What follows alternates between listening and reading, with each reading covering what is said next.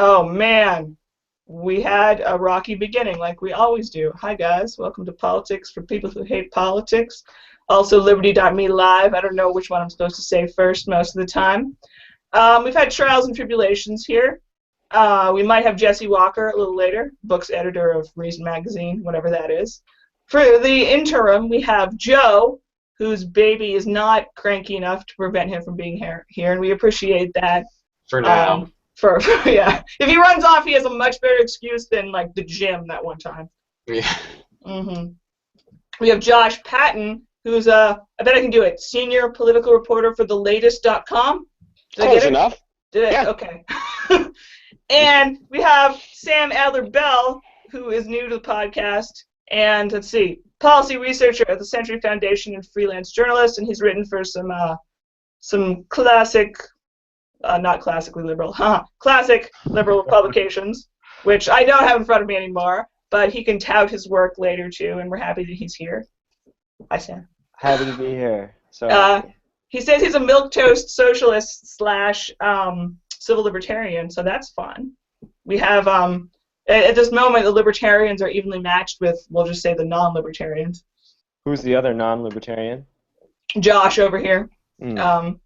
He's undefinable, let's say. Like I said, I'll take the latest. Yeah. So our point, and again, Jesse, we'll be like gossiping about Jesse behind his back because he ain't here right now. But we were supposed to talk both about the Oregon shenanigans and the Obama executive order on gun stuff, and because it's not like they're not thematically similar. But we can start with the Oregon thing, and Jesse's. I'm gonna describe his piece. Jesse's piece, the headline version of it is that those dudes are not terrorists. My man Sheldon Richman kind of echoes that sentiment. Like whatever else is going on, I believe his headline said, those guys aren't terrorists. And I think that's sort of the easy softball. Well, not softball question is are those guys terrorists? Because in my opinion, I'm with Glenn Greenwald, terrorism is kind of a bullshit word anyway. But even by sort of the powerful person's definition, I'm not seeing that those guys are terrorists. But I welcome your input, people. Well, I can start. In my opinion, no, they're not terrorists. I think that's I was reading the piece by Jesse, and there's some people saying by every definition that is what terrorism is, what the Bundys are doing. By no definition is that terrorism at all. They're not threatening any civilians. They're not committing terroristic acts. If anything, it's closer to, I don't know, maybe when the Black Panthers had an armed protest at San Francisco City Hall. I mean, take it to the liberals where they live, Joe. Right. Just because you don't like them, and I don't like the Bundys, I don't think most libertarians like the Bundys, doesn't mean, the liberals are all doing the tit for tat, good for the goose is good for the gander. They finally have an excuse to kind of hit, conservatives with this, but it's just, it's silly. Well, I mean, Sam, do you want to chime in? Because I read your piece about this. Well, that's basically my feeling about it. Is it's liberals like relishing the opportunity to stick it to conservatives that oh look, you guys who are always scaremongering about terrorists or also have terrorists in your midst, which is just stupid, very, very stupid to me, and an ideological ploy that has real bad political implications. Well, why? What's wrong with it? I guess if your team is the liberals, mine isn't obviously, but if it were, what would be wrong with that sort of tactic? Well, if liberals still care about the other consequences of calling someone a terrorist, the fact that terrorists, the Glenn Greenwald perspective, that terrorist is used as an excuse to violate people's constitutional rights, violate their due process rights, preemptively detain them, whatever else, sometimes extrajudicially execute them. then like proliferating the uses of the term terrorist doesn't serve that, a civil libertarian agenda. But they're not. Yeah, I mean, a lot of them are at least. Josh, do you have some words to share? Because you had some backstage. Josh, are we having technical difficulties? Sorry. I can never shut you up half the time, dude. I know. I'm sorry. I was thinking, because basically this is a semantics argument, and I'm going to be the outlier here and say, yes, they are terrorists. Now, is it the same as the so-called Islamic State? Of course not. But the fact remains is that they are not asking for people to come to the Malheur, however you pronounce that, wildlife refuge, to join them, just to come. They're telling you to bring arms. Because, again, looking into the militia groups and what they believe and what one could argue that they want war with the federal government. And that's what I think some of them, the ones that were crying on YouTube about, Daddy stood for America, that's what they hope happens. Like, they want to be martyred in a sort of, Waco Ruby Ridge-like situation. And so, again, they're not terrorists in that they're threatening civilians or anything like that, but I do think that, at best, they're armed insurrectionists. And I think that it's rhetorically fair to call what they're doing. I mean, especially if Black Lives Matter gets to be called terrorists. Well, that's the whole point, is that you're just going for the bullshit idea that, conservatives... But it's not bullshit. That's the language, the language of and the context of these political debates now. I mean, but if we want to put aside stupidity... It's atrocious.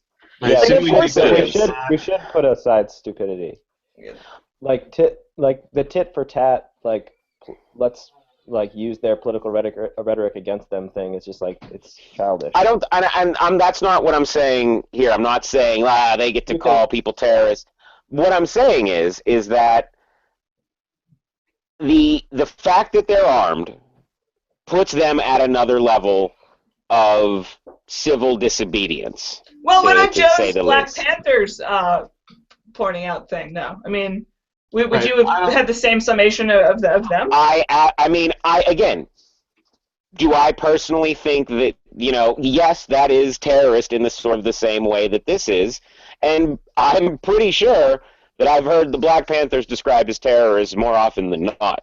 Well, sure, but by a certain type of person, and I'm certainly mixed on them, to say the least, but a very certain type of conservative person thinks that I will say this, that I do agree with Jesse's point that saying that this is terrorism under any definition of it is absolutely stupid. But, is it on the spectrum, is it closer to terrorism or, just harmless protesting? I would put it more towards the terrorism end of that spectrum. But what about the fact that these are guys who are probably armed all the time, as someone pointed out, which I think is a reasonable point. To them, firearms are really banal, and to generalize horribly, like to a New York liberal, they're inherently kind of frightening.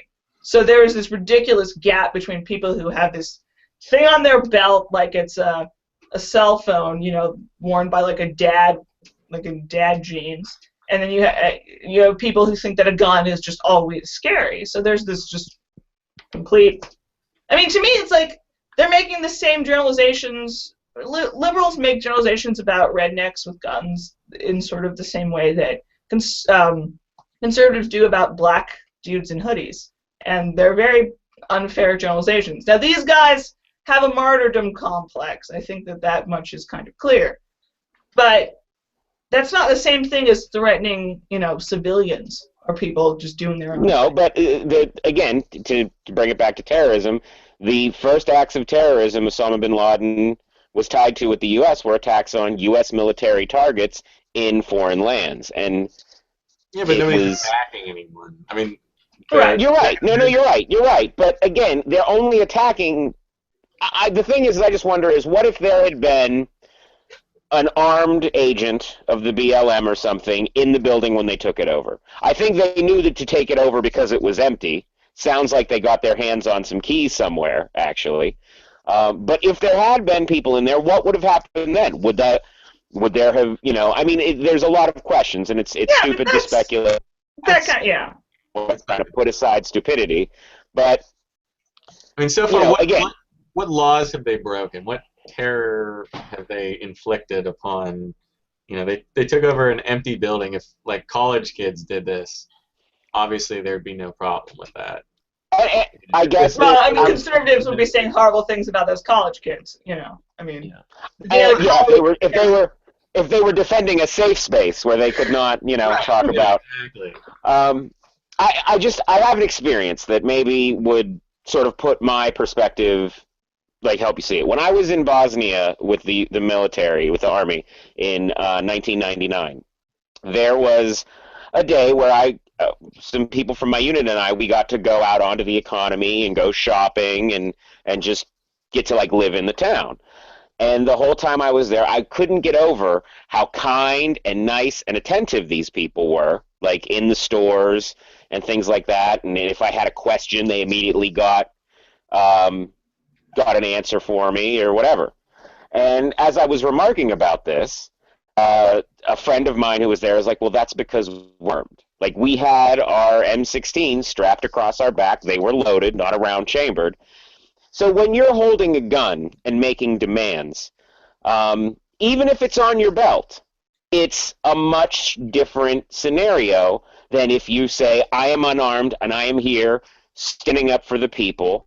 Because then the stuff behind all of it's legitimate. We should be talking. This should have been a moment where we could have said, hey, look, white people, mandatory minimum sucked for everybody.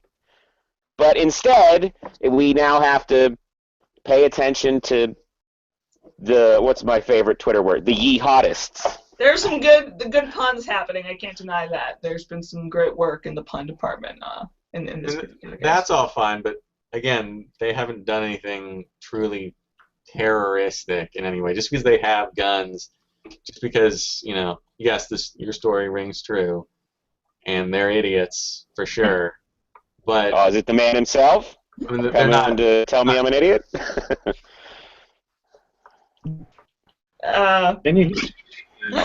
Sorry, Joe. I heard like a whisper of audio happening. I feel like. Yeah. I hate to intrude. Yes! Yay! That means we can stop paraphrasing your argument, dude, and actually you could tell it to us. My argument about what? Well, we were talking about the Oregon stuff and the terrorism stuff and trying to sum up what you said. If you'd like to share. So I can I should my work in self mode and into remembering what. I guess the piece that was. What did you guys say so far? I don't want to. Well, that would be repeating too. Yeah. Right. That would be exactly. It's about people's bloodlust and these claims that the protesters are terrorists. And hang on, let me retract my little tweet saying that I wasn't going to be here after all. All right, but then I'm afraid if I mute you while you're typing, we'll never get you back again. I'm sorry, this is my most pathetic appearance on any program ever, right? Finally, a legacy that I can be proud of. Do you want to say words? Should we kill time here? Should I mute you because of typing? Our 14 viewers are riveting. In summation, most people here said it was not terrorism. Josh. Except a guy who's dressed like one of the militia members. Stars and Stripes over there he says it's terror. What am I arguing against here? What's the argument that it's terror? Well, again, all I was saying was that, and again, it's not. I definitely agree with what you wrote about it not being terrorism under any definition, because it's not. My point is that by not only, taking over the federal building in the area while being armed, calling for more armed support, And, you know, whether or not it was an official part of the messaging saying that if police try to arrest them, that they wouldn't go peacefully, I think that at the very least, the threat, like they're making it a stick threat against, you know, because again, if they were unarmed, and I would probably be way more supportive of them than I am now. But I feel like it's tied into their wanting to play soldier, so they set up Fort Asshole and started, you know, just waiting to see if someone would fire the first shot. Because, to be fair, given the Fed's track records, they love to fire the first shot. I appreciate you saying that, at least. I would say, I mean, there's a lot of different definitions of terrorism, obviously. But for me, the key component is whether civilians are being, you know, threatened with severe violence of some kind. At this point, I mean, I'm not defending their act. I think it was a dumb and dangerous, you know, protest, and that, you know, it's not being led by the people who are actually in the community. So it's sort of a carpetbagging element too.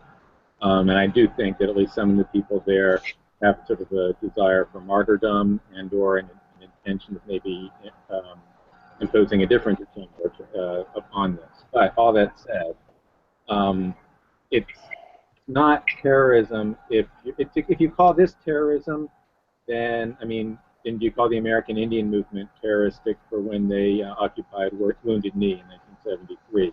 They were armed. They actually exchanged fire. I mean, a federal agent was paralyzed. At least 2 Indians were killed.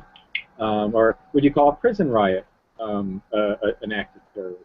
I mean, that's actually actively violent. You know, I mean, in Attica, they had hostages. They didn't have weapons. They were weapons.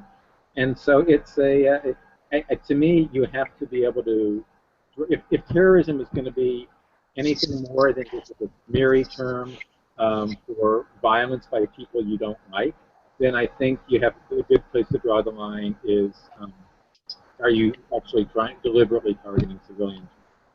And if it's you know, law enforcement in the course of their duties, or, you know, elsewhere it's military, then, you know, it can be still a really dumb and/or immoral and/or dangerous, you know, add, you know, whatever you know, adjectives you like, but I wouldn't call it terrorism.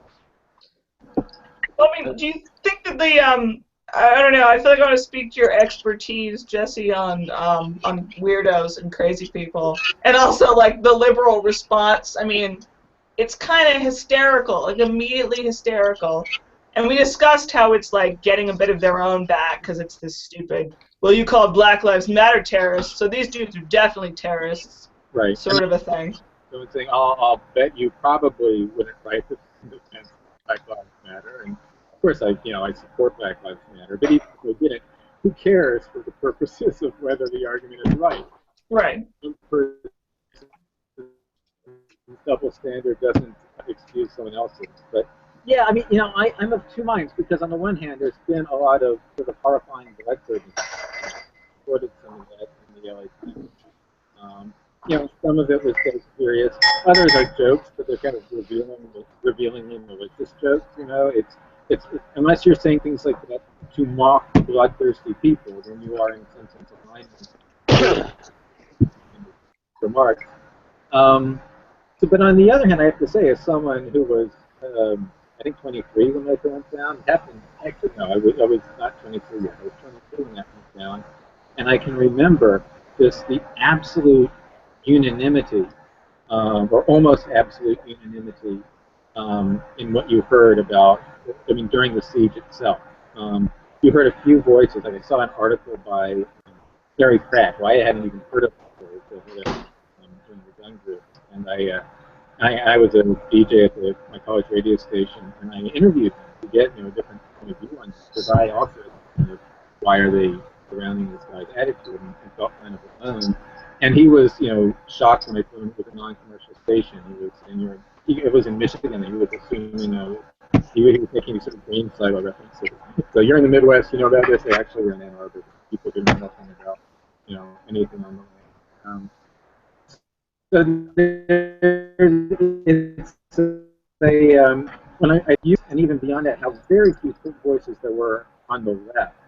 Alexander Coburn and Molly Ivins wrote columns. I knew it would be a Coburn. I knew it. Like, good leftist. It's got to be a Coburn. A couple others, and I wouldn't be surprised if Sam Smith was something like that at the time. I know later on he was very good at it, good on it. But actually, the New Republic, to my surprise, had a couple of sharp pieces, if they count as that.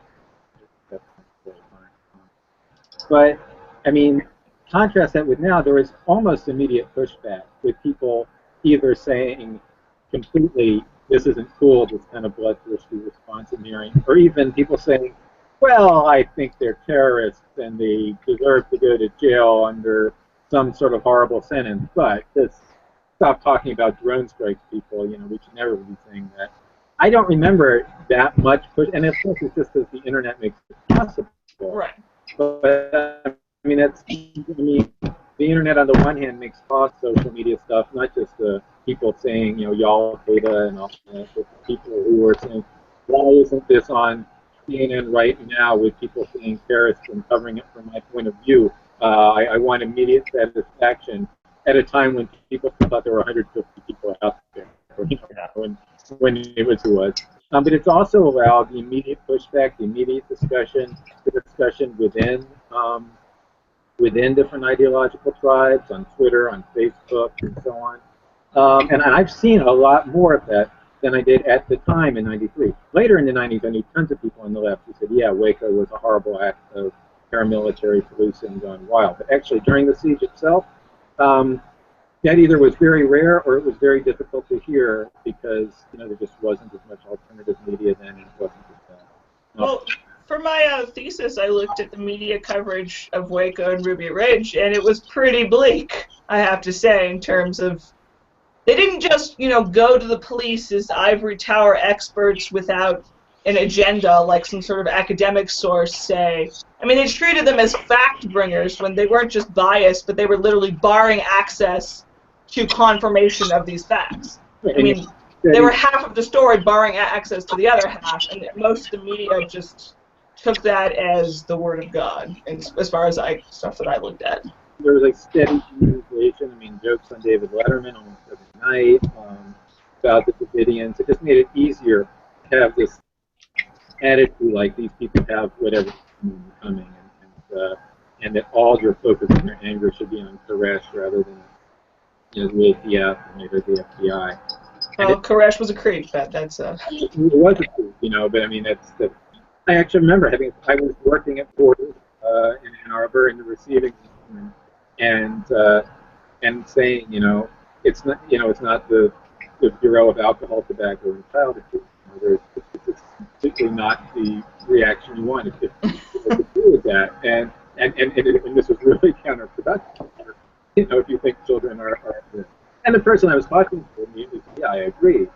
But it was, I mean, who had previously, I mean, it's actually a rare case to be convinced someone in real life. But it was, I mean, that was an unusual thing to hear somebody saying. And when I found out other people, I mean, in the years afterwards, so you found out a lot of other people who were angry about it. But even the alternative press, it takes a while for stuff to get around. You know, there were actual long lead times for writing articles. Well, I read somewhere that it was like 70% of people thought Waco was swell. You have some feedback weirdness, Jesse. I think it's you. I don't know if you want to gently work on your levels. I don't know. I can't help you with that. Like 70% of people thought Waco was swell in like the immediate aftermath. No, Jesse, come back. And the Dara Lind Vox piece, which I thought was like an effort that sort of failed, even though I like her, kind of implied almost that the stance on Waco actually changed after McVeigh, which is rather unsettling for obvious reasons. That in some horrible sense he succeeded at least drawing attention to the fact that this had been a terrible thing. I don't know if I haven't looked at that particular question, so I don't know. Yeah, I mean, because it was real. I mean, what McVeigh did, and she mentioned this, is that really created a backlash against the militia. A lot of people left the movement, even though McVeigh was not in a militia himself. Right. Suddenly their movement was associated, and that was sort of, I mean, a lot of sort of grassroots dissent that had been building in the early 90s, sort of angry militia, quote-unquote patriot type stuff that was going on. It was building till 95, and then after Oklahoma City, there was this real sudden backing off. Yeah. And there was this real, again, an intense demonization in the media. So I think it had, I mean, and certainly I had heard, I mean, like I was working for Bill Bradford at the time. I remember him going on radio shows and talking about Waco. People were talking about Waco and stuff in zines and taxes and so on. So that may not have broken through to the mainstream, but it was really, you could, I don't think that was a 70% bill at that point. Yeah. Very differently than it felt during the siege. The one thing I was glad, Dara, I wrote about, although it meant that I wasn't going to try to introduce it to the discussion when I mentioned it in my time speech, was the fact that there was a good chance that when the FBI changed its tactics during the Freeman standoff in '96. Yeah, I was gonna bring that up. Yeah, sorry. Although neither one of us got into this, the Republic of Texas standoff in '97, that wasn't necessarily just a matter of internally saying we fucked this up the last two times, let's try to do it differently. But there were a lot of people in the militia movement saying, people who, by the way, did not like the Freemen and did not like the Republic of Texas, different thing with the movement. Or they would probably say not even considering themselves part of the same movement, no matter how it might work out. But they were they were saying that if you step over the line, we will intervene ourselves. To be a deterrent. And this had, and they were at the same time, I don't think Dara mentioned this in her piece, maybe she did, but this is in Robert Churchill's book. They were at the same time saying, these are the things where it's okay if you do this. If the Republic of Texas guy comes out with his guns blazing, we don't blame you for shooting him then.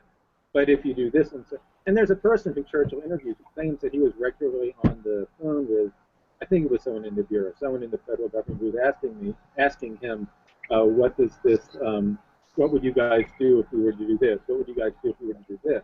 Now, unfortunately, everything in Churchill's account is from militia sources, and while I know that these warnings did happen, and I consider it plausible to believe that it had an effect on the way the feds were thinking, I also know that many people in the militia movement are given braggadocio about the effects of what they do, and it would be wonderful to have some corroboration of things like, the person discussing that with them, with that militia member, during the Freeman standoff. I don't doubt that this was part of the Fed's mindset as they changed their approach, but to what extent it was, fear of turning a local conflict into a more national one because of, militias then getting into violent acts elsewhere, and to what extent it was simply saying, we've learned some of the lessons of Waco and Ruby Ridge, and we're going to try to do things differently. I couldn't tell you what the mixture is. I'm hoping future historians will do that. Yeah, that's there's a lot to go off that. I feel like we should get people back in here too. We kind of reversed that because I would have had Jesse sort of open things up since he's the paranoia guy, but he was busy not succeeding at technical things. NSA shutting him down, really, probably. Yeah, real talk. So all of that, I mean, that's a lot of backstory, and I love that stuff. And I do think that to some people, that's not. That was a little dense, even though I got what was up. And I don't know. Even just the simple question of like what people today think about Waco, especially people who weren't old enough to know what was going on at the time, is interesting. I think Rachel Maddow is atrocious on it without fully getting across that she is atrocious on it, because I mean on the 20th anniversary she had someone Kavanaugh, who was there, talk for 7 uninterrupted minutes about it, and she asked nothing. And that guy was the MSNBC law enforcement go-to expert for a while, and maybe still is. I don't know. Even with her, there's this vague sense that, well, that was bad, but not why it was bad and exactly who was at fault and how much and stuff.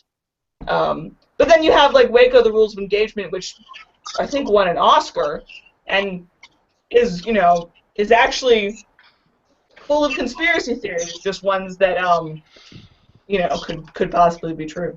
Yeah, I mean, actually, that was a breakthrough. You had people like Roger Ebert writing stuff that sounded like what Alexander Pilgrim had been writing 6 years earlier. That's weird. Just Ebert was Ebert was a mainstream Democrat kind of guy to the core, as far as I could tell.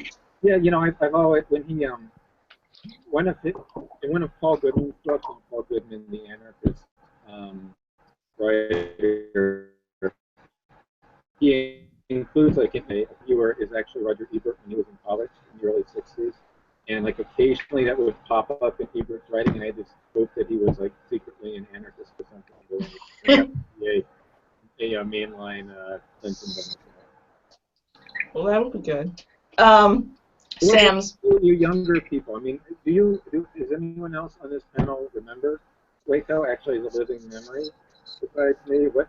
I assume Josh does. Yeah, I was 12 or 13, so I wasn't really, I wasn't an adult yet. But all I really remember is sort of, I remember a lot of what Jesse was describing, that it was kind of a joke, it was kind of all those weirdos in Texas. But then I do remember, and I don't know if this is filtered through the bias of memory and my being moved by it, but just as the siege,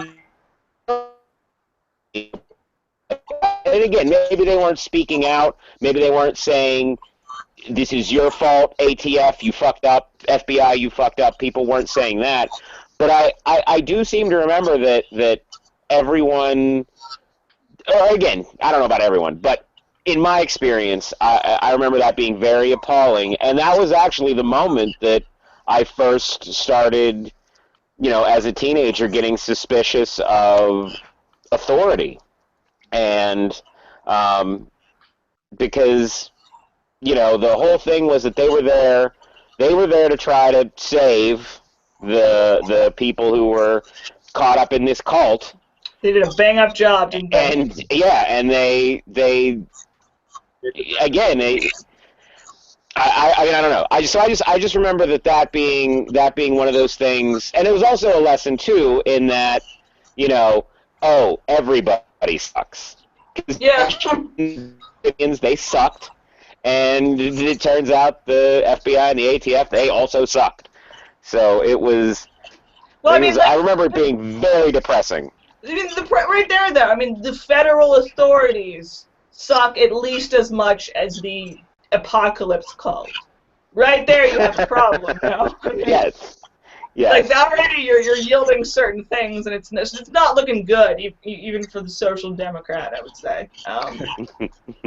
I just think that I don't know. I keep thinking to the fact that liberals now, even a lot of time, Ruby Ridge and Waco, they're not crazy about that. They're vaguely aware, if they weren't, old enough, that was a law enforcement fuck-up, and that was a law enforcement fuck-up. But the fact that the Weavers and their friend and the Davidians killed a bunch of feds, I mean, these dudes haven't done anything violent yet, except be somewhere they're not supposed to be full of braggadocio, well-armed. The Weavers and the Davidians killed feds, and they've done a lot more sort of aggressive things than these dudes have yet. But the Davidians and the Weavers were also victims, completely. So I just feel like that you would have MSNBC being truly atrocious. You would have the liberal Twitter being really bad on Ruby Ridge and Waco if we were getting that sort of look at them. Of course, they would probably be tweeting about it, the Davidians, and that actually might have helped them out a great deal, come to think of it. Yeah. Does anyone expect the Oregon standoff to devolve into violence? Is that something that, I mean, Well, do we there. even think about that at this point? Because I mean, that's something I do not foresee. Maybe Yeah, I'm wrong, but I don't. I think law enforcement especially is being super careful right now. Like there's a story out now how they're saying, yeah, they can come and go as they please. We don't care. Well, that's good that they're being careful. And again, Oh, yeah. my skin is crawling at the people who act like that's bad. Yep. Right. Yeah, I absolutely. mean, I hadn't heard the Montana militia thing. I was kind of pointing to that as maybe a lesson learned from Waco. You know, they waited those dudes out, and Jesse was saying that, you know, supposedly some militia threats of militia backup was part of that, which is awkward for people. But I don't know. It's just the fact that people really, the way the conservatives want, you know, someone who Googled Black Lives Matter once to kill a cop, because then, well, of course. It's all back to partisan bullshit. Every stupid podcast just turns into that. I think that to bash liberals a little bit. Yes. As like supposedly a token liberal on this podcast. I mean, I think that what's really revealed in these sorts of situations is that liberals have just as much like infatuation with violent state power as you know, sort of neocon type conservatives who will defend the police at any turn, at any moment. Once there's a situation in which they can feel good about like violent state power raining down on their political opponents, they jump in to say, yes, of course, like it's totally legitimate that the police would storm this, you know, occupation and kill a bunch of people, or use a drone strike, or, you know, whatever else. I mean, I really think, I mean, I think that like neither political party really owns civil liberties in any sort of principled way at this point. But certainly the notion that the Democrats, or people who are sort of mainstream Democrats, do is increasingly hard to argue. Yeah. And this sort of situation really brings that out. I often think that conservatives are slightly more self-aware that they're playing the bullshit partisan game, and liberals don't even notice that they're doing it sometimes. That's some sound fucking analysis right there. I agree. And it's the same thing 100% in with the that. end, of course. It ends up the same, but it's a strange difference that I'm seeing. the conservatives seem to revel in it.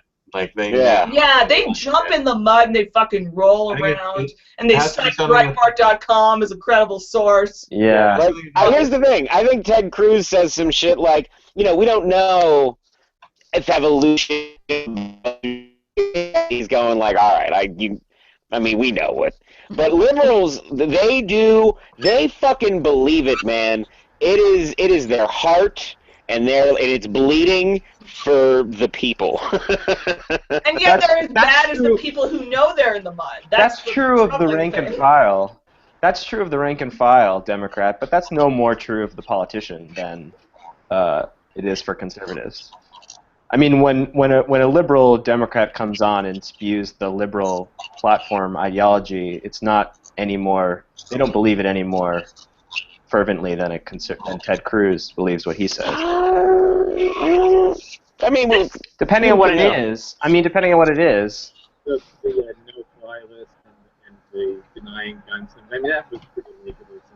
I feel like I missed all of that, Jesse. I'm sorry. Yeah, someone is adjusting my audio level for me. Well, it's like you are very quiet and the horrible feedback is very loud. Yeah. So I'm like squinting so that I can hear you better. Which is not working as much as you would. All right. Actually, whatever. Oh yeah, remember the whole no-fly list. Right. Exactly. Yeah. This is that was absolutely. I mean, there is no way that people who were, I mean, obviously maybe some of the politicians pushing it were sincere, but that was clearly a matter of, all right, we're going to put this anti-material work for us this time. So they can be cynical too. But I agree that your typical person who shares Occupy Democrat memes is probably sincerely not really thoughtful. I mean, I can picture plenty of sincere politicians, but it doesn't. It's just a point of interest. It's not terribly important, I suppose, and we'll never know anyway. I think. Yeah, it doesn't matter. Find the secret government files where they talk about what self-aware scumbags they are. We're probably not going to crack those open ever. I hope that's what the X-Files gets into this time around. Todd C was going to beat me up if I talked about the X-Files without him.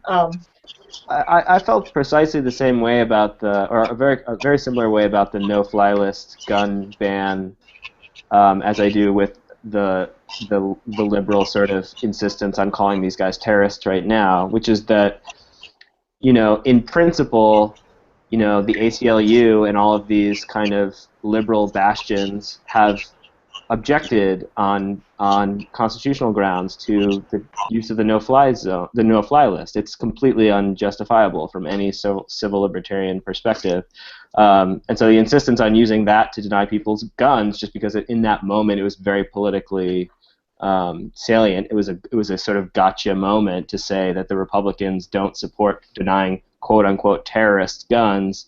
It felt like the same sort of situation where there's no they're not in. It's just a rhetorical move. It's just an opportunity. But that's what politics is. It's all rhetoric. I mean, I mean, until you get to the signing of the bills and the spending of your hard-earned money, that's what politics is. Like again, in saying to sort of bring it back to your point, in saying that I think that these Oregon folks are more terrorists than they're not. It's because, again, if you're putting a message out there and you have a political message and you're making a statement, you have to be careful about how you're saying that. And if you're holding a gun when you're making that statement, it comes across differently, rightly or wrongly. Again, like you guys pointed out, to them guns are like hats. They just have them in case you need it. Right. But to people who you're trying to reach. And this is sort of the same failing that I think, Black Lives Matter and other liberal social justice movements have. No one's trying to fucking convince people anymore. They're trying to speak. They're trying to speak to the people who believe. And if you're wrong, you're either, a filthy libtard or whatever the conservative version of that is. Yeah. That's yes. I think the part, but yeah, actually, the Black Lives Matter thing is geez, I was talking about that. I interrupted you for nothing, man. I'm sorry. You lost it. It's okay. It happens. The train of thought derailed. Yeah. Well, I just wanted to say about the question about rhetoric and all politics is rhetoric. I mean, I think the important thing for me is not that liberals are being hypocritical. It's that they aren't, that strategically speaking, they're not going to achieve the goals they want using that rhetoric. Like, insofar as the progressive agenda includes, not, closing Guantanamo or respecting people's constitutional rights, relying. But they're actually the same argument then. The Gitmo thing and the gun thing, the no-fly list thing. It's about due process and the denial of it. And that's a thing that. That's what I'm saying. I completely agree. So the gun thing was eerie to me because it's like the amnesia was particularly severe in that case. Oh, it was so close. It was like a year and a half. Or I I certainly can't remember the Bush administration because that was the olden times. But the ACLU filed their case in 2012 or something, 2011. So it's like no time ago there were probably Salon articles saying oh, we've got to make sure we get rid of this no-fly list. It's horrible. That level of partisan hackery I actually find disturbing. It actually becomes chilling at a point to me. That they really just straight-faced will say this stuff and forget about it doesn't bother me that the hacks, that the people in politics do that stuff. It's that the rank and file eats it up that bothers me. Yeah. Yeah, from your lips to the God that doesn't exist ears. That's because liberals are all atheists. That was the joke. I get Liberals it. are It's funny. Shit. Jesse, do you have words? My thoughts. It's not just the people who change their position, because someone else is in power or another group is, sort of unwilling as a matter of principle to have, who look for excuses, not to look for allies. So that if you point out that, and this is what I was trying to remember before, the Hammond case that set off this dispute in Oregon is about mandatory minimums. Right. Yeah. And so on have written about, this is something that people who are concerned about a mandatory minimum should talk. And somehow I think Families Against Mandatory Minimums, put out a statement and so on. But I've gotten pushback, when I brought this up with people saying, oh, but those Bundys, they don't care about that. First of all, maybe they do, but if they don't, who cares? Those are 20 people in the woods. I think that people actually march peacefully for the Hammonds. Lots of people have been following the story on talk radio and places like that. Those are people that the populist right, not libertarian intellectuals. The populist right, that's not always libertarian on these things, but can now see that this affects them in a way they maybe didn't, should be the people you reach for now, instead of just saying, well, white privilege. Right. That's the least possible interesting moment to throw it in the phrase. I agree. Or interesting only as a way of sort of like asserting that you mastered certain elements of jargon that put you in a certain place in the pecking order. Because it really is contrary to the whole idea of how politics, how radical protest politics goes to work. It's so different from something like Panthers deliberately, reaching out and making an alliance with the Young Patriots Party, which was actually a militant left-wing group, but they sort of were organizing among, sort of the people who moved up from the Appalachians into Chicago, and they used Confederate insignia and so on, and they were allied with the Panthers. It was the Chicago Panthers, and they've got these guys with flags on their berets behind them. That's so weird. I love that. But they understood, and actually they sort of cleared this with the Panthers, the Young Lords. But that was, there was this understanding of politics, not just mainstream part of the possible politics, but radical grassroots protest politics being done this way. And a lot of people don't get that. Or don't get it because it's about their in-group more than it is. Yeah. The moment where when I was saying during Occupy Wall Street in communication with these people, I got pushback from the right too. So well, it's always more interesting to do this, and people don't want that because they want even poor Friedersdorf at the Atlantic. I know left libertarians who hate him because they think he's meek, whereas I see that he's not exactly as radical as some people on this panel probably, but he his piece on this issue is the one that mentions the mandatory minimums, and the one that, again, bless his heart, he's trying to say, liberals, there's an issue that you ostensibly care about here. Maybe take a look, and I almost think it's fruitless, but I appreciate him trying. But I don't know, I hate to fall into the cliche of everyone's more divided into their cable news camps than ever before, because I don't think that's necessarily true, but it's awfully easy not to try to, I don't know. It's just, well, I think the point that professional activists, or at least people who are engaged in grassroots organizing, ought not to forget that the point of politics is to build a mass movement, to build movements across ideological boundaries to actually affect political change. That needs not to be forgotten, whether or not people are siloed by their media consumption or whatever. I mean, that's a strategic question that is on the table for people who are doing activism, which is a much smaller portion of the public than just the people who are being divided by their media consumption. And I was reminded of when Jesse was talking about saying, oh, white privilege, when the question of mandatory minimums come up, was when I think it was a Times article from a couple months ago that talked about how there's newfound sort of sympathy for heroin addicts in the Northeast because like white kids are getting addicted to heroin in sort of unprecedented ways.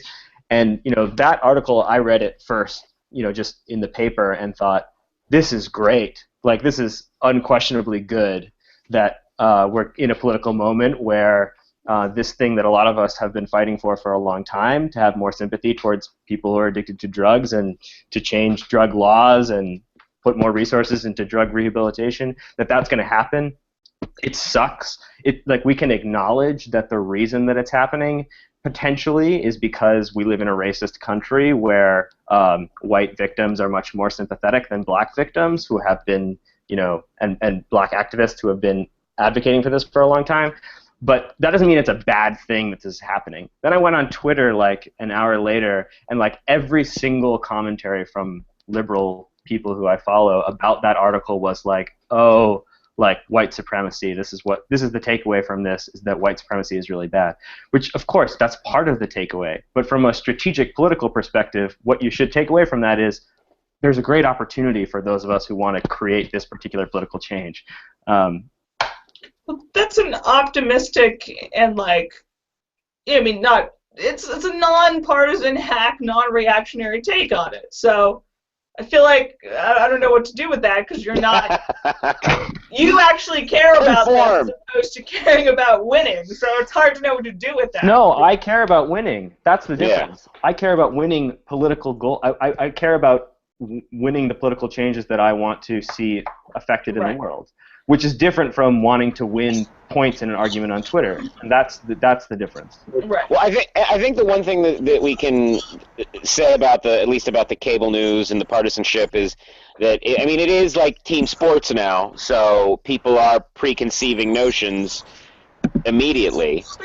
But the other thing that is like the other side of that's bad is that people aren't getting their news from these same sources. So, again, if you weren't looking rationally at it, you wouldn't realize that the militia thing is really about mandatory minimums and how much land does the federal government need to own. Instead, it's rednecks with guns do stupid redneck with gun shit. And that taints any kind of discussion or unity of purpose one could get. And I think that's sort of the big problem of that. Yeah, it's just really easy to go, Southerners, rednecks, etc. Just like conservatives. I remember Doug Penwood had like a tweet, speaking of people on the left who are sensitive, where he said, how many people say y'all in Oregon? And then people some people do, but again, people are going for like this collar, stereotype when it's fucking Oregon, Yeah. There's some stupid liberals out there that think Oregon's in the South now. Oregon, I don't know, there's a lot of, California had more rednecks than we realize. Yeah. So, in white privilege, only about half the people inside were white, It was about half of them are people of color. Wait, half of whom? You're very quiet, Jesse. I'm sorry. This all gets to... I'm sorry. You have that open... I'm just leaning closer so that I can... I do this. I feel like you would be on a roll today, getting Jesse. A report. You're all sweary and passionate, and I'm But he's muted and very soft-spoken now. It's very frustrating. I mean, that sort of gives the hype thing, whatever they say. You can't hear me. I can hear. I heard that. I think I know what he's saying. What he's saying is, I'm right. They are terrorists, and he. Oh yeah. Joshua Patton is the greatest writer of our time. He's flawless. He's very You should follow me on Twitter and. Yeah, I feel like we didn't even get to the whole, like, there's so much, we didn't get to guns, Well, and... the one thing I do want to add real quick, I think that I really do think Jesse was talking about was I don't think so much I don't think this shows anything about white privilege. I do think it shows something about gun privilege. Because I don't think there's any question. Now, calm down. I was just trying to use a fun little term. I think it is without any question, if this was a peaceful, unarmed, we're here to protest federal land ownership, and they didn't have guns, they would be gone by now and locked up. Isn't that a pro-gun argument? The FBI would have killed him. It's a fucking Is pro-gun it argument. a pro-gun Oh, argument yeah. for activists? Yeah, it is. It totally is. For activists. And again, I'm not saying that is what I think is is a good thing about this. I'm just saying I think that's what this shows us, and that bugs me because I personally I would like to see more Martin Luther King style than any means necessary. Maybe if they didn't have guns, they would just be like treated as a camp out, and nobody would even be paying attention to the fact they're there, and they wouldn't have been cleared out. But people say some Bundys went up to Oregon, but there's a few more factors than that involved. Yeah, and I think also we suggested that earlier that like the guns are just sort of epiphenomenal, like that they just always wear guns, so they have them. So that's some people do. Yeah, I mean that's. I know that is true, but I also think that like guns are an important part of the symbolism of this protest, right? Like the federal land stuff is also like shorthand for a whole set of other grievances that the militia movement has with the federal government, right? Including gun rights stuff. So having guns on them is also sort of part of the symbolic message that they want to send as part of the protest. It's not they don't happen to have guns. They have guns as a strategic choice. Yeah, I think that's certainly true. Man, I was going to say a thing too. Oh, I mean, just fundamentally, it also, like, there's this and I think this is a liberal thing, and it is sort of a conservative straw man that isn't exactly straw man, where if you can't have the thing they want, then equal misery is sort of a good liberal compromise. And that's why, I mean, they want more white, a lot of people kind of would rather have more white people killed by cops, sort of in the interim before we figure out this cop business. Much like there are plenty of feminists and other certain type of horrible people who want to draft women as opposed to say abolish the draft. Yeah. They will have equality in awfulness in the meantime. Like that's. I think you won the draft one. I'm not sure, but I think that was a victory. I think. I agree with that. And that was a big thing that I tried to write about in this piece. Is just that like that really I think liberals confuse an equitable tyranny with the absence of tyranny. They're like, as long as everybody is totally fucked, then it's better than if only people are fucked in discriminatory ways. Which is just it's not true. It's not a good political agenda. No, it's truly not. Man, this is a good conversation, in spite of our technical shenanigans. I feel like we need to wrap up. We never got to the thing, my traditional thing where you tell me... I was going to say real quick, if we're wrapping up, just quick question, the executive gun things, worst tyranny ever or toothless, nonsense, useless reforms? Just wondering where you guys fall. It seems like nobody knows at the moment whether that has any teeth at all, though people are concerned about the psychiatric stuff, though. Some libertarian ilk of mine. Yeah. That's not good grammar, or are concerned about that part. But no one seems sure that it spells tyranny. There's a lot of hilarious things where something travels the internet. Horrible thing. Obama takes over farming and blah, blah, blah. And it's just like an executive order from 1950 was re-upped, and it's really vague. And it might not be good, but like that's all it is, The other thing that's funny is I didn't notice this, but PBS NewsHour did, the bastion of liberal intolerance. They they pointed out that he said it was an executive action, which, in sort of like nuanced political terms, that just means a thing the president does. It's not like an executive order that's binding and legal. Oh. It's Well, he never said it was an order. So I don't know if that's true or not. I didn't check into that. He but. can just direct the federal agency to change the rule, and that's an executive action. It doesn't. It's not a big difference, or it doesn't really matter in this particular case. That would be like sovereign citizen shenanigans. Like one comma difference means the government illegitimate, like, and taxes aren't real. I love that shit. Yes, I love sovereign citizens too. They're kind of my favorite. I love watching them get pulled over. I love the dudes who once did that and just made the cops cut them out of their seatbelts. Like, cops were scared of them because they got shot once or twice, but like the dudes who just were like, no, you're gonna cut our seatbelts off because we're not moving. I kind of enjoyed those guys. Yeah. All right, real quick. Tell me a thing that's not politics that you've been enjoying in the past week. I'll go first to demonstrate how this works.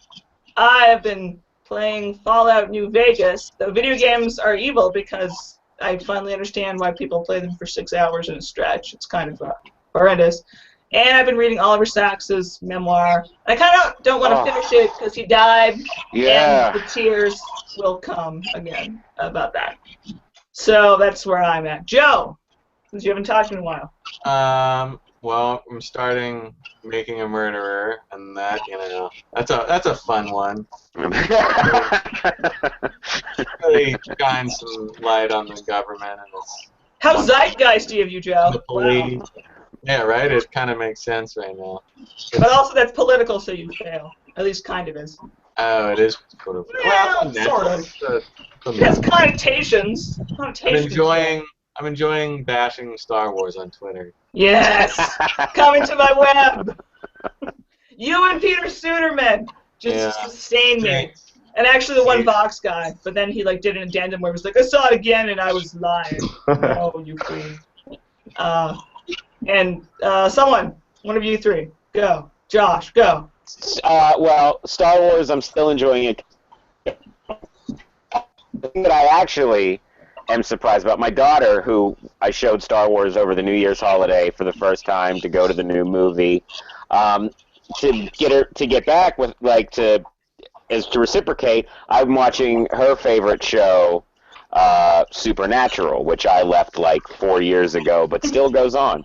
Is it still on? It's 15 years old, that show. Yeah, but here's the thing. This season is actually one of the better ones ever. It was, who knew after 12 years they could come up with a decent story. So Supernatural's good this year.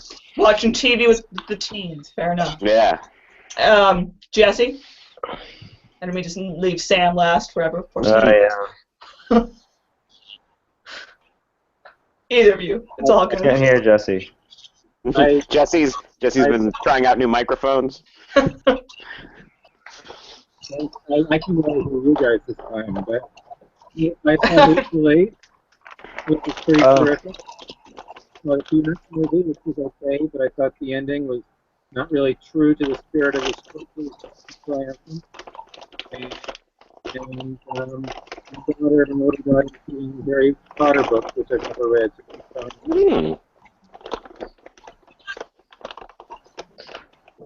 Well, I got Harry Potter. It's important. Yeah. Jessica, you would have been really good tonight. I know that. I can tell. You were, enthused and ranty. This was your topic. I sent the link around, Jesse Walker. Exactly. Just make this podcast again, and we'll talk. I know, we're doing all of this again. Too. Everyone, we're doing this. Jesse awakens. Yeah. But this time, Jesse will be a girl. It's a reboot. Yeah, it's a soft reboot, though, because, I don't know, I kind of hate those. Sam, what about you? Something non-political. I also saw Hateful Eight this week. Hateful Eight is good. It was good. It was great. I have been watching Transparent, which is excellent. I've signed up for Amazon Prime in order to watch it, or I signed up for my free month of Amazon Prime in order to watch it. I suggest that you all do that too. It's great. And then Man in the High Castle isn't bad either. Oh, yeah, I watched that. I want to watch that. last thing, very, very important. Mike Piazza of the New York Mets, one of my favorite baseball players of all time, was inducted into the Hall of Fame yesterday. Well deserved. Oh, yes. Baseball is a sport. No, Baseball is a It is a sport. sport. I went to a baseball game once and I liked it, so that was good. That's really my only It's feeling great. about baseball. Yeah. All right, we got to wrap it up. But now, of course, I have to make you all go around again and promote your works. I'm not very productive in the last 375 days. But you can definitely go to antiwar.com and my Twitter and a few Vice and Federalist things from the last month. But I haven't done them this year, so I can't really promote them, can I? This year I haven't done anything except write for Antiwar. I feel ashamed. Joe, where should the people go? Well, I've been building a lot of websites for other people in the sports ball industry, and recently I was promoted from bass to guitar in my cover band. Nice. Oh, yeah, that's true. I have to learn a bunch of guitar songs, otherwise we'll die. Do you want to promote your baby? Like, do you want to Yeah, This that's is- kind of go to her website, follow her on baby. Twitter? no, it's not on Twitter. now. Not allowed. No That's babies it. on I Twitter. got nothing. All right, Sam, where should the people go to read your works? My Twitter, @Sam Addler-Bell, is good. My pinned tweet is the thing I'm most excited about as of late, which is an article I wrote about the band 7 Year Bitch, which was like a big 90s punk band, all women, who just coming out with a new record for the first time in 9 years. I've never even heard of that band, which is They're sad. great. Check out the article. Check out the record. I will do And that. then otherwise, you can find my writings on politics, civil liberties, economic justice at tcf.org. All right, sounds good. Jesse, give it a try. Otherwise, I'll tell the people. Today I was editing something your dad wrote, Lucy. Yes, that's the rumor. Yeah, you should tell him to get it back to me. I'll try. Yeah, I'm writing beyond that. I wrote this piece we were talking about earlier. Pretty much Right. it. Yes, you did. Good point. It's in the Oh, and LA. I've been putting up all these from the blog. So it's like the one time a year I do stuff on my personal blog. So just with that blog stuff. I know. I always wish you blogged more. All these dudes that I know and like now have like a decade of blog behind them. Except like 3 years ago they started blogging like twice a year, which is kind of a bummer because yeah, I've creeped on your archives. Don't think I haven't, Jesse. I've creeped on them. It's because I blog at Reason now, and there's not much reason to do the stuff of my own, except I can't imagine anyone aims to do the self-indulgent movie lists at the end of the year, so I just do that on my own time and space. Yeah, but you guys always have an excuse to do so. Like, there would be an excuse somehow. You could find one. You and Gillespie could. But with these lists I guess I should explain. Anything in the theater as it comes out, and instead of doing a top 10 movies of the year, I do them like 10 years ago, and 20 years ago, and 30 years ago, until I reach a year where I can't come up with a good 20 movies to recommend. So I just wrap that up. And I didn't make it to the 20s this time. I had to stop at 35. Really? Yeah, I can only come up with like half of a really good list for 1985. So, but yeah, so if you go to theperpetual3.com, it's called, you can find my what I like best. And maybe watch some yourself if you enjoy them. I have some.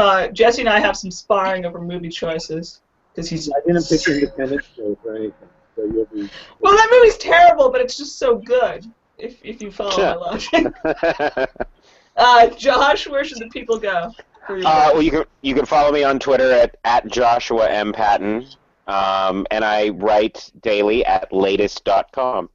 All right, that was short and sweet. I appreciate for once. No, I'm sorry. God, no, I'm kidding. All right, man, that was Full of surprises. That was a rocky time we had, gentlemen, but I appreciate you all being here and struggling through your technical difficulties. I will shed a single tear, though, because I feel like Jesse was on point on everything except audio tonight. So we'll have to do a reboot, as Joe said, or someone said. I'm drinking too much on my small. I ate a small hamburger and eat more food to soak up some beer. Oh God. I promoted things. All right. We'll do this again sometime. We'll test our technical things. Thank you, people who are actually watching and people who actually watch this later and downvote it. Liberty.me is good. Go look at it. Yeah, this is where this. Yeah, let me know when it's live because I do want to go downvote it, I normally do. All right, we're done, kids. Thanks so much for joining me, especially Sam because he was the new kid and he did a good job, even though he was a little too polite. You can jump in more, Sam, and we'll script you again sometime because you did good work. That'd be great. I had a great time. I'd love to do it again. Yay! All right, thanks, kids. See you later. Bye.